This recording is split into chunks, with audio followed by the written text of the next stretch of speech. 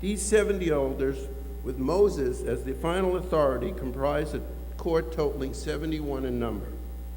At the head of the Sanhedrin Gadolah is the Nasi, the president, modeled on the role of Moses.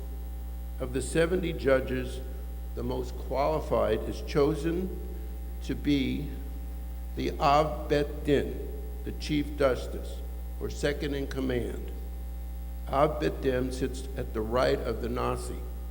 The 69 remaining judges would be seated in order of age, older judges sitting closer to the center of the chamber where the Nasi presides. The seats were to be arranged in the shape of an arc or semicircle to enable the Nasi and Av Bet Din to see each other of the court. The Knesset in the Israel is currently arranged in the same order. All towns with more than 120 individuals would also require to appoint a court of 23 members who would sit in judgment at the gates of the town. The court would be designated a Sanhedrin Katana. Of the 23 judges, the greatest in knowledge of law would serve as their Rosh, or head. The Rosh would be seated in the center, while the other judges would be arranged in a semicircle facing him so that he could see each of them. In a city whose inhabitants number fewer than 120, a Beit Din of 3 members is appointed. 3 is a number to prevent any deadlock caused by a disagreement between 2 judges. The third vote would decide the issue. After reviewing the different types of courts, Rachel says, "It appears our problem is for the Beit Din. It's a local problem and can be handled by the wise men of our town. There will be 3 of them. We go before them, tell our story, and listen to the merchants and their stories, and they will make a decision in our favor." So we make arrangements to go before the Beit Din. The 3 judges are Judge Judy, Judge Joe, and Judge Jane, all very familiar with us. Abe and Sarah appear with their friends and family as witnesses. The merchants appear also, each one of them by themselves, and in turn say that Abe and Sarah never paid their bills. They're not the kind of people they want to deal with, and they want their products back, so they came and took them. Each one of the merchants did not have a witness to any of this. They themselves proved that they never been paid. Then Abe and Sarah called their friends and family. They all came forth and told about the type of people that they were. Abe is a very pious man. He made a place for himself in the community, raised a nice family. Sarah is a teacher, and she taught many of their friends, children and adults. Judging from that, what everybody knows about them, they would say they developed a good name for themselves and their family. In this Torah portion about judges, shouldn't we be judging ourselves before judges get to do that? Judging means that each one of us know what's expected of them by society. We should try to live the kind of life that would produce a good name, and therefore people would always say, "There's someone I want to deal with," and it appears that Abe and Sarah have done that. What is the problem here? When they appear before the 3 judges, each side has its own story. At this point, Leah and Jacob come into the court in front of the Beit Din. Jacob produces 2 computer disks, and he says to the judges, "It appears that there's been an identity theft of our parents' reputation and who they are."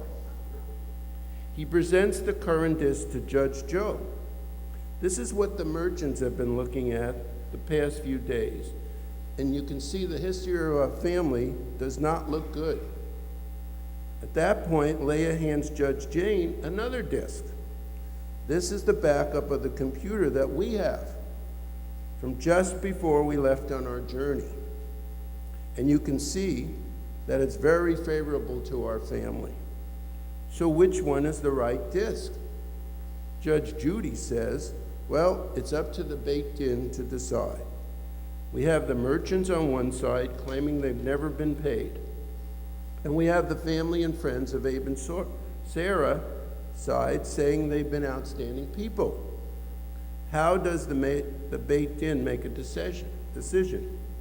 She says, well, it appears like the merchants individually do not have any witnesses, and the law calls for at least 2 witnesses on what appears to be a crime.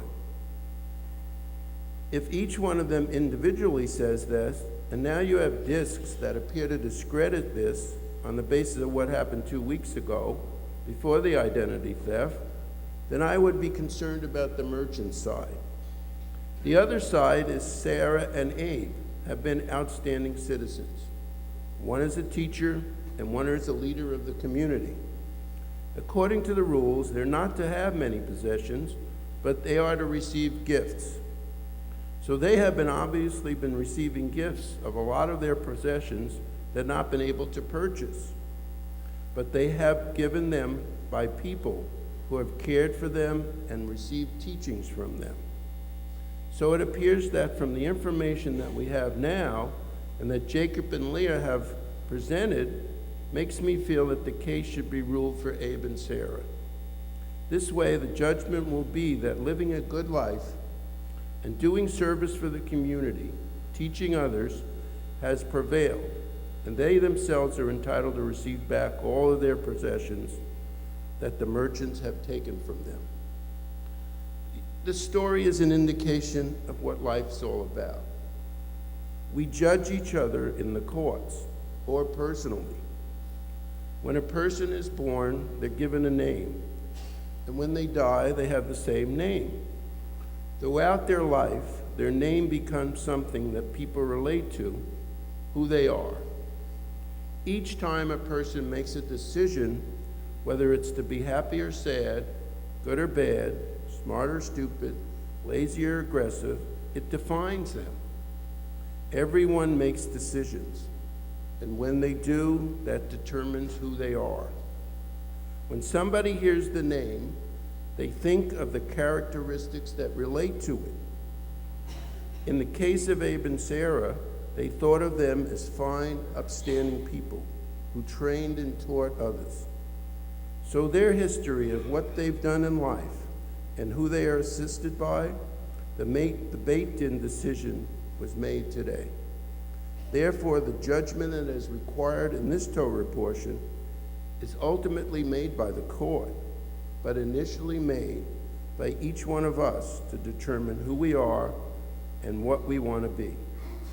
Once that's done, then the community and the courts will use that as a basis of judgment. Good Shabbos.